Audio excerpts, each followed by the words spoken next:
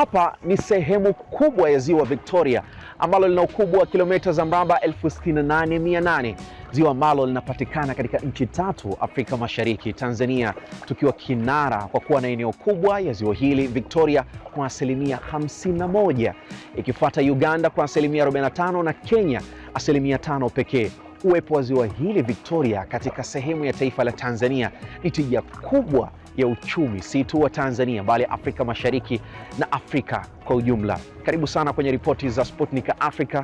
Mimi ni Ali Kashmiri. Unionapo kuna jambo na kama utafika utaniona, na leo tunakwenda kuangazia sehemu ya chanzo kikubwa cha ufugaji wa samaki kupitia vizimba, ambapo imekuwa ni sehemu ya tija kubwa si tu kwa vijana lakini kwa taifa kwa ujumla. Ufugaji wa samaki kwa kanda ya ziwa unakuwa kwa kiasi kikubwa, ukizingatia kwa sasa hivi ziwa halina samaki, hasa sato. Hii imepelekea watu kuona kama ni fursa kuingia kwenye ufugaji huu wa kisasa. Kwa mfano, kizimba kama hichi kina uwezo wa kubeba samaki maximum 45,000, lakini kiushauri wafugaji wengi huwa tunawashauri kuweka at least samaki 40,000 ili kuweza kuwapa samaki nafasi ya kukua vizuri, ambapo kwa makadirio mpaka kuvuna mfugaji anategemea kupata karibu tani 10 ya samaki kwa mvuno mmoja.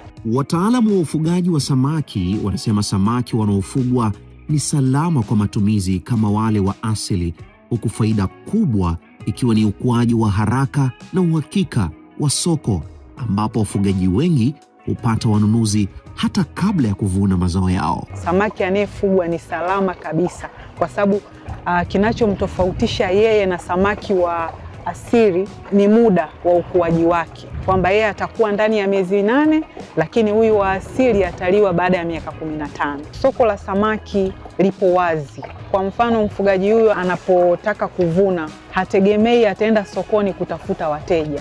Watumiaji wakishajua tu unavua samaki, especially wauzaji, wao ndio wanakufuata. Pamoja na kwamba utafuga kwa miezi hiyo 6, 7 mpaka 8, lakini huna hofu ya soko. Soko linakusubiri wewe unayefuga samaki.